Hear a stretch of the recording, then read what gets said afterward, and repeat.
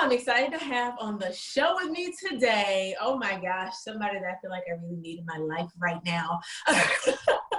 Cassandra Govan. Cass, welcome to the show. Thank you, Candace. Thank you for inviting me too. Glad to be here. For sure. You know, I'm trying to remember how we got connected. I think it was through Tony Jalen. It's a mutual connection.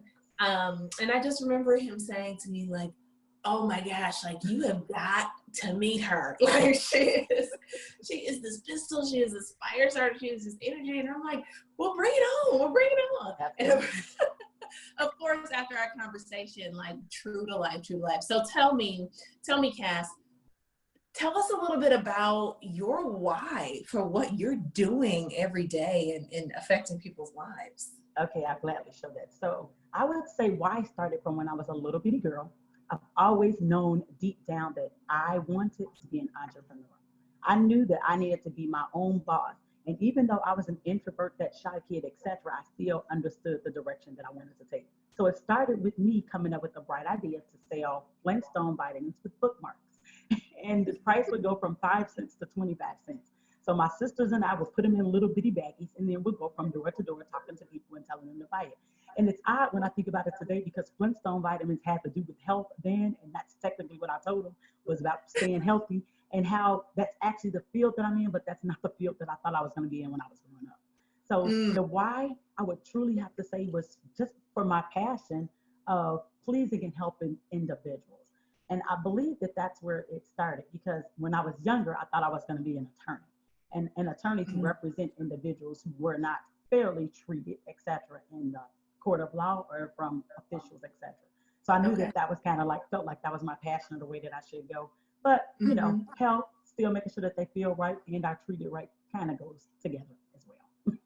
I love that. And that is the super, super cute. Like the Flintstone vitamins. And, you know, and I just think about it right now. You know, I've got some younger kids and they've got the entrepreneurial bug. And lately they've been walking around trying to sell fun dips. You know, those fun dips with the sugary powder and everything. And to tell them, get on this health game. I love it. I love that. So now, from your entrepreneurial journey standpoint, you know, I know at one point in time you guys had a gym, right? Where you were helping people. Like, tell me a little bit about your entrepreneurial evolution. Okay, so let's start with the journey. So it started back. I had the option at my job. I was actually working to open up a different consulting firm for myself and another partner, and I was on maternity leave from a big consulting firm. And while I was going through my journey, I was ready technically like to hit the start button on my own business. And then one day my husband comes home frustrated and he says, I think I want to open a business. And I'm like, well, what do you want to open a business in? He said, I want to be a trainer. So I said, why do you want to be a trainer? He said, because the gym that I work at, I train the owner and all the other trainers suck. And I was like, okay. I said, well, you know, I'm in the middle of opening a business too, and it's going to be almost like impossible for us to have the same, you know, two different businesses. So I said, I'll tell you what, let's open up the business that you want to open and I'll just manage it, but you do all the training. Because at that time, I didn't know anything about fitness, right? I've never worked out a day in my life. So he said, okay. So we both agreed. I ended up getting an option to be laid off my job in 2002. So I took the option in the severance and I said, oh, great. We got money too that we can put into the business, and we started. Now here's the problem.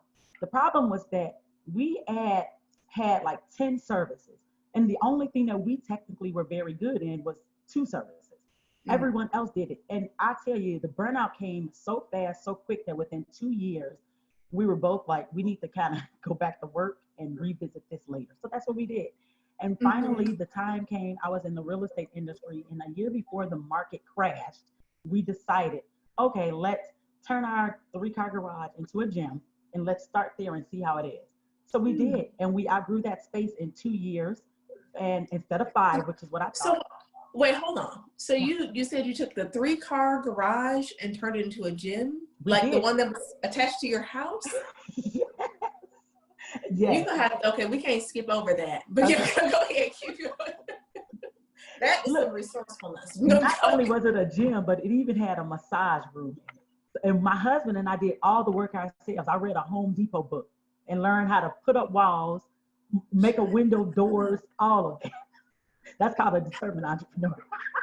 Oh my gosh, I am loving this right now. Like I did not realize. Wow. Okay, keep going. Okay. We're digging deep on this. Go ahead. So 2 years had passed, and then we outgrew the space. So we were like, well, what do you want to do? So we had already written a business plan. We went to SCORE to have them look at it to see if we were actually ready to implement getting a space. And they looked and they said, I mean, you guys got it all figured out. Like, what do you need us for? And I'm like, just affirmation, just to confirm that we're good. And they say, you guys are fine. So we started to get into that. Now, here's what's interesting about this, since you talked about like how the journey was. Kevin and I were trying to figure out like, okay, well, if we want to get a building, we're going to need capital, money to do that. And it just so happened that if you talk to the right people and they understand your vision and your dream, they will help you. But if you keep your mouth closed, they'd never know. We were talking to one of our clients about how we outgrew the space and wanted a facility. And do you know, he volunteered to be our investor. Wow. Wow. So wow. he was the second person who actually invested in us. The first person was a friend who eventually ended up working with us in the future. He purchased all of our equipment for our home facility. Oh wow! So before we go too far past this, okay. I think there are some lessons learned, like up until this very point, even in what you just said about keeping your mouth closed may not get you where you want to go. Absolutely. How do you? So before this is too good. So before we jump back into your journey, how do you deal with Cass, where people are along their journey? And, they want to talk about it, but either they're scared because maybe a lack of confidence, or, they're scared somebody's going to take something and run with it. Okay. Like, what's your thought process there? So here's what I'm going to actually tell you, because there is truth in that fear that they have, because a lot of people do take and run with the process. That actually has happened to us before in business. And which later on when we talk, I'm gonna tell you how I decided then to protect myself from that ever happening again. But at any rate, the fear is there, but once you get to know and understand people, and from them like literally trying to get in the business, you can usually decipher who really wants to help you versus not. But this is what I always say. Anybody can duplicate you. They can do that all day, but they're not you, which means they're not gonna offer it the way that you do. And the pool is huge, Candace. There's room for all of us. So if you took something and stole it 100% from me, you're not going to deliver it like me, because you will never be Cassandra. And I look at it like that. So if they just say, I'm not going to be afraid to just get out there and speak it, even if someone does take it, they can never take you. And I say it becomes healthy competition as well. You understand? Because it makes you strive to do better. You understand? Right. And that's when it also tests your knowledge of your own product, your own service offering. When you got it on lock, they can take all they want. But like I said, it's only so far that they're going to be able to take it. And that's how I look at it. So it's not bad competition, it's good competition at that point. And the thing is, we had a similar conversation in the Owners Club, I think it was a couple weeks ago, with somebody that was facing a competitive situation that it kind of turned. And one of the things that I think is important too is to recognize when you are getting competition or you're in a competitive space, also recognize that that's validation that you do have something. Say it again. Absolutely. That is worth buying. Take it, run, be the you that no one else can be. I love it. I love it. Okay, so let's jump back in. So you got the space, you got the investor, you got the equipment. Okay.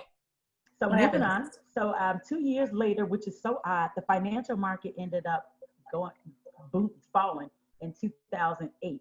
And I had already made that decision to transition out of that into our business full time. So I was doing both. So it was always like a relief. And at that time, our business was also booming. So once we moved into our new space, here we go again with my wonderful being able to build stuff again, right?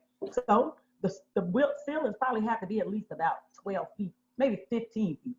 So we have to do the walls and stuff there too.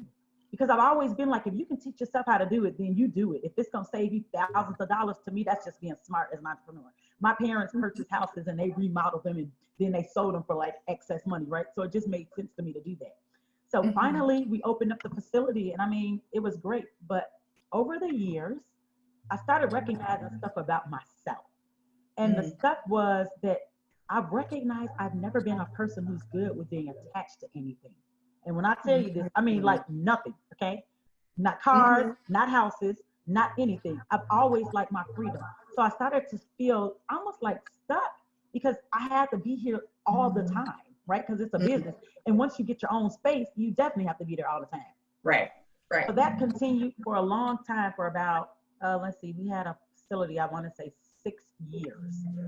6 years, yeah, 6 years. And then we decided, okay, you know, I was burnt out. I was tired of doing it. You know, it was a lot of money. It was a lot of everything. And I wanted to not renew the lease on the facility because by this time we had moved to our second facility, which was huge. And I was tired. So we decided, okay, we won't renew the lease. We're going to move it back home. And we started training back home for a couple of years. And then my husband got out the business completely.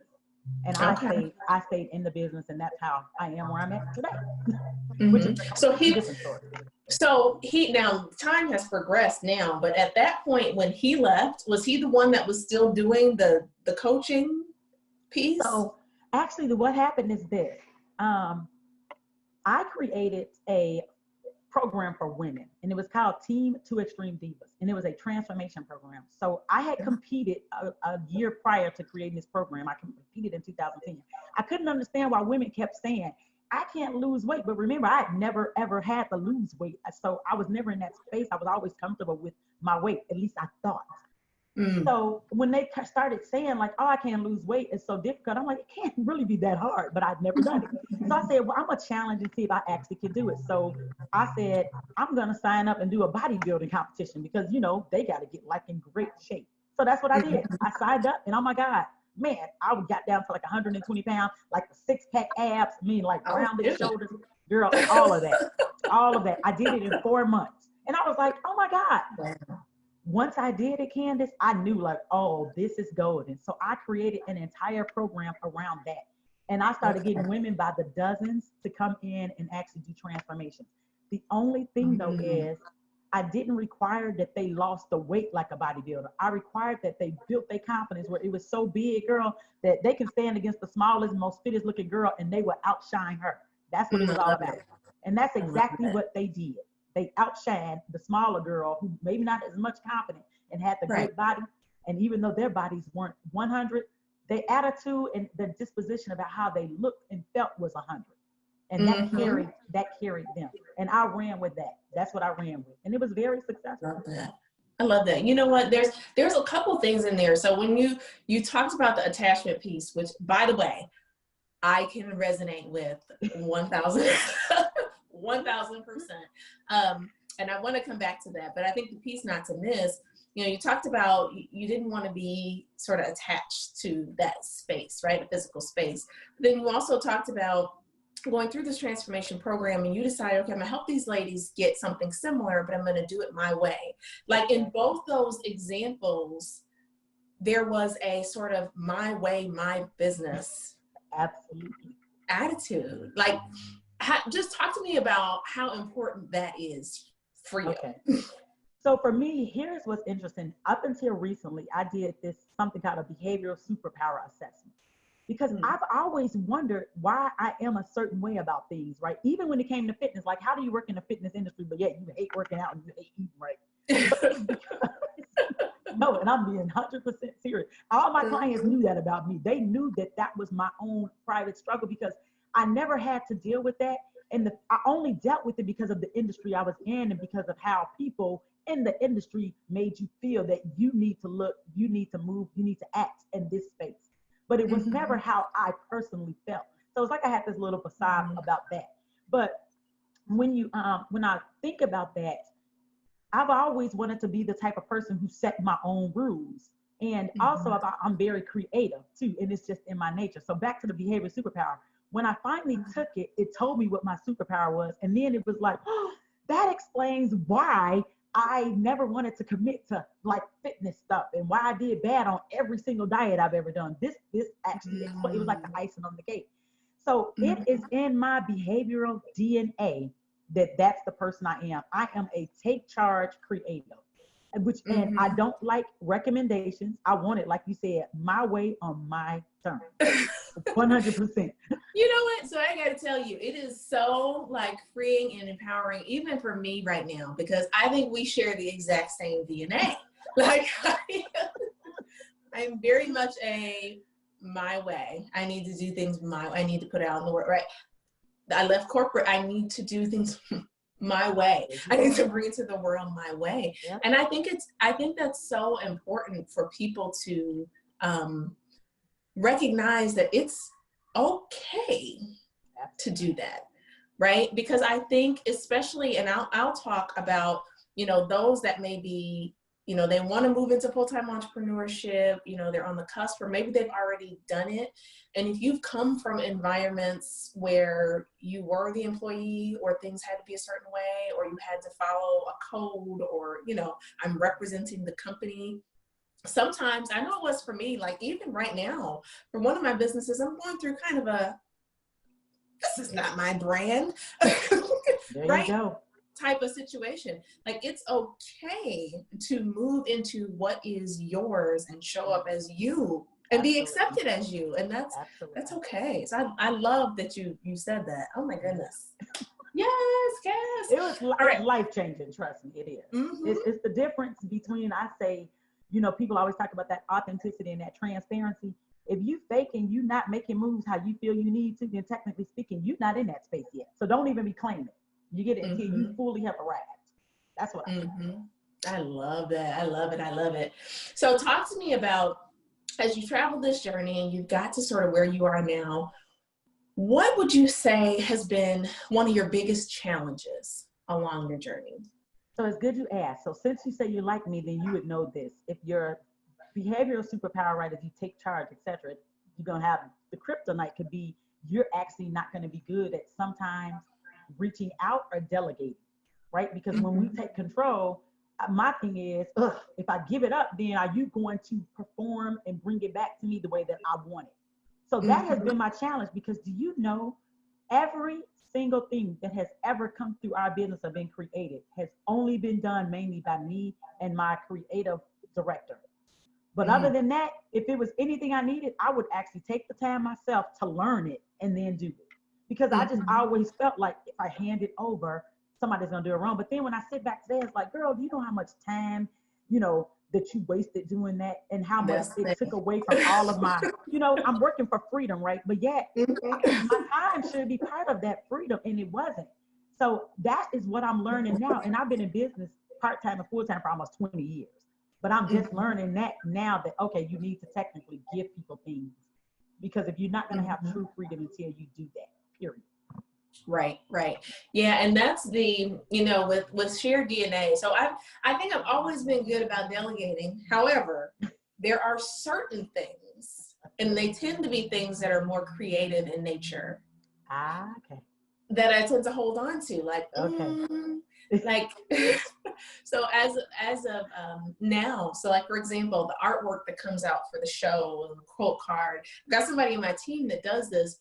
But when it first started, even when we started out the season, I'm like, okay, I'm just going to do one of these so that you get a feel of what I'm talking about.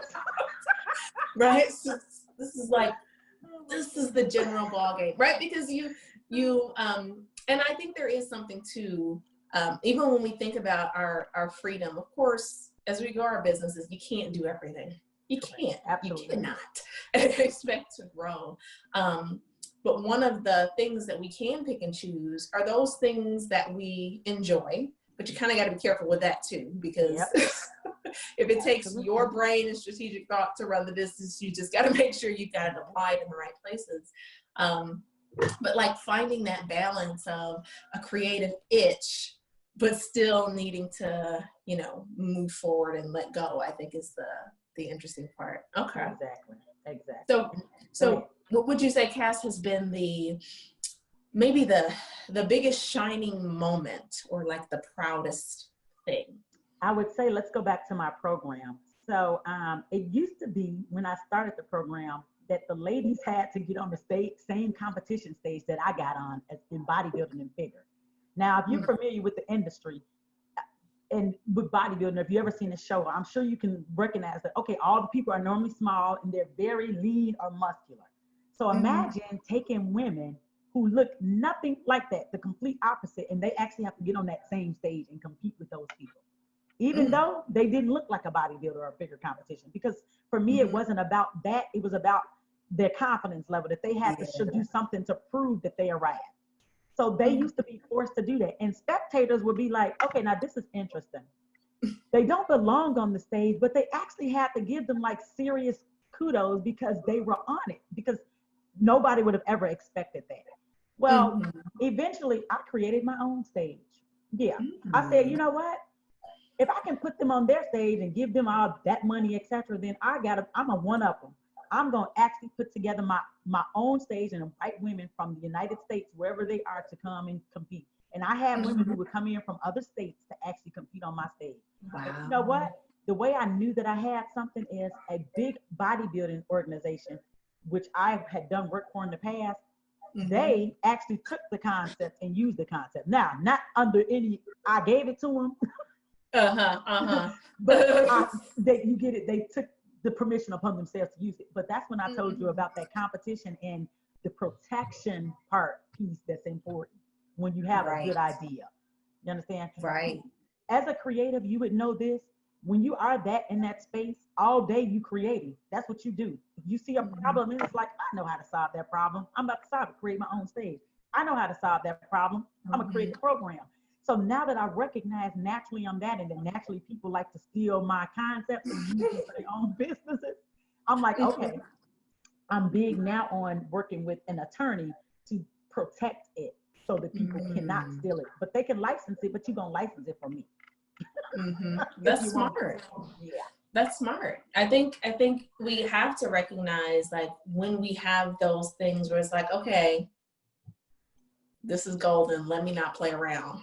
Yeah. You believe in it enough, you see that it's going to be something, like, take care of it. Yep. I have had even recently, like within a month or so, something that was stolen from me, or at least perceived to be stolen. Sometimes we tell ourselves stories and, whatever. But it sort of made me think about, and this was just in consultation with a client for another business, right? Gotcha. Ideas, like, bring you these ideas and, okay, let me help you implement these ideas, but now you've ran off with them and decided to do your own thing. I think it's just important that, especially as creatives, because when you are creative, right, it's easy. Like you said, oh, I see a problem, so I can figure out how to solve it. Like, all day. Like, you could do this, you could do that. And it's easy for that to just be sort of taken advantage of or whatever, because it comes naturally. So I think that's some good advice and just words of wisdom. Yeah, exactly. Been there, done that like 100 times. I can't tell you. I'm like, that belongs to me. That does. I know, right? I've seen this before. So tell us, because I know fitness and wellness, this is your space. And as entrepreneurs, like, we were just talking before we got on here, and I'm like, Cass, oh my gosh, I feel like I'm not even going to make it through this interview. Oh my God. But, your energy is keeping me alive here. Talk to us a little bit about what we should be thinking about as entrepreneurs. Like, how do we keep ourselves going? That's very good. So everything really, so here's the thing, people use that word balance. And I don't necessarily believe in balance, like everything has to be even across the board, but I always just look at it like this. When you are an entrepreneur, the first thing that you're going to experience is going to be some burnout.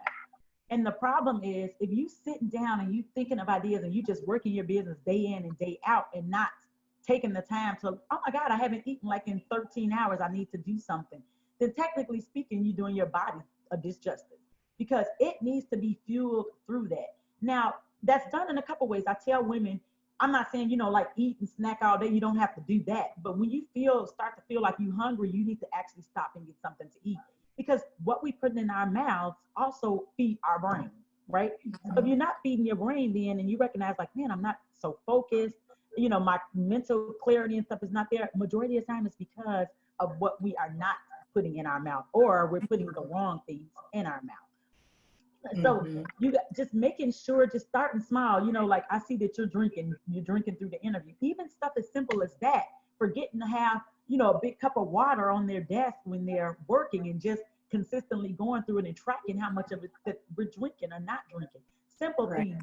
And it's, if you can just stay in that mindset of, this is what I need to do to just fuel my body throughout the day so that I can get through the thinking and the hard things that I have to do, then you're at a better place than most people who have been in business for a long time and have not done anything to help their body or to fuel their body. Well, yeah, for sure, it's real. And I got my water here in my stomach. I need to survive. But for sure, it's real, you know. And I've even thought about going back to maybe meal prepping or something, because all these drive-through Burger King, McDonald's, like, it's been you gotta do probably it. And I always say this, most people will say, oh, Burger King and McDonald's is bad. Oh, it's not bad, because I mean, even I have it. If I don't feel like cooking, and I'm like, man, I want a burger or some chicken nuggets from McDonald's, I get my stuff. I just try to be, this is my balance. I try to make sure that 75-80% I'm trying to eat healthier, like really consciously thinking of what I'm putting in my mouth, because I just tell women, if you use your body to technically measure how you feel, you're going to know if that McDonald's, Taco Bell, whomever, whatever that you're putting in your stomach is actually feeding you and making you feel good. And if you feel sluggish, etc., I'm bloated, then it just tells you, okay, that's the food. Maybe you need to consider doing something different. And like I said, not doing something different all the time, just do something different sometimes. That's better than none of the time. Very important. That's something I can follow. Sometimes it's better than never. There you go. Start small and work up to it. And you know, in my industry, which is one thing that well, first of all, I'm in Illinois. So in Illinois now, our state does not allow you to give any type of nutrition advice or meal plans or any of that stuff unless you are a registered and licensed dietitian. I used to work outside of that scope, but now, because I recognize it is about health, and because I've seen so many trainers who say, I'm so experienced in nutrition. Actually, you're not. You're giving people the wrong type of diets. You're giving people the wrong nutrition information, all of that. And I just felt like I didn't want to be in that scope, and nor did I want to be in a group of individuals who were not experienced in exercising outside of their expertise, because that would include me if I was not a licensed and registered dietitian. So I don't even do that anymore. Like, tell people, I tell them general information that comes from a dietitian, etc., just to make sure that we're not steering individuals wrong. And in the fitness industry, unfortunately, there are a lot of professionals who put that name, nutritionist and other stuff. They take a class or they read some books and they think that qualifies them as one. And it doesn't. And they hurt individuals like you. They hurt a lot of individuals when it comes to taking care of their bodies. Because to me, real nutrition is not restricting you from stuff. Real nutrition is on two words: acceptance and tolerance. So I can't tell you what your body can accept and tolerate. Your body has to tell you that. Do you understand? So when people just say, you know what, eat this and not that, it's kind of like, well, who gives you that right? Because if you don't know my body, how do you know sweet potatoes or baked white potatoes or red potatoes don't work for me? You get it, for you to just take it out of my diet. Yeah, so, you know, within that scope of nutrition, I just tell people, beware, because it's a lot of individuals in this industry who are going to tell you they know stuff. But if they start talking about restrictions and they have limited certifications, licensing, and not registered, then take it technically like a grain of salt and just don't even talk. And walk the other way. Pretty walk much. the other way. Please do. Well, I love it. I think just the gems that you have dropped so far, both from the creativity angle and just like what we need to think about, be aware of, and all the way to, in this entrepreneurship game, we need to take care of ourselves. I'm still thinking about the creativity with the garage. I'm like, oh my gosh. Yes, honey. And this hardwood floors, everything. I put a window in this massage studio on the one car side. Built a wall with a sitting, a waiting area with tiled floors. Oh my goodness. This is going to be like it's my inspiration for the day. And the reason I keep bringing it up is because I always think it's so important for people to recognize that the only barriers to where you're trying to go are the barriers that you place. Say it again.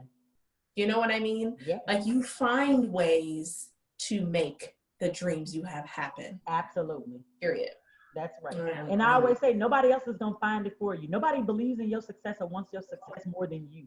And if you don't take it serious, and like you said, you don't try to eliminate those barriers, then how could you expect me to do it, or an investor to do it, or your friends to do it? They're not going to do it if they don't see it in you. So you got to get them hands dirty, honey. Entrepreneurship is about dirty hands. Dirty hands. Dirty hands. I love it. Well, Cass, if people want to hear more from you, how can they get connected? So I am on LinkedIn as Cassandra Govan, and then my business page is SuperME Coaching. Instagram, my individual handle is I am Coach Cass with 2 S's, and SuperME Coaching as well. And then on Facebook, etc., SuperME Coaching or Cassandra Govan. That's the way to get in contact with me. Awesome. And I'm going to make sure that we have got Cass's info all in the show notes at keyinthespirits.com, so you can grab it there too. No excuses. You will not miss it. Cass, thank you so much for joining. Like, this has been a great conversation. It is. I loved it. And I'm going to say to you that are listening or to you that are watching, listen, you know what I say, never just take this and hold on to it. Take it and take some action. So I hope you have a great day, a great evening, whenever you're listening or watching, and I'll talk to you again very, very soon.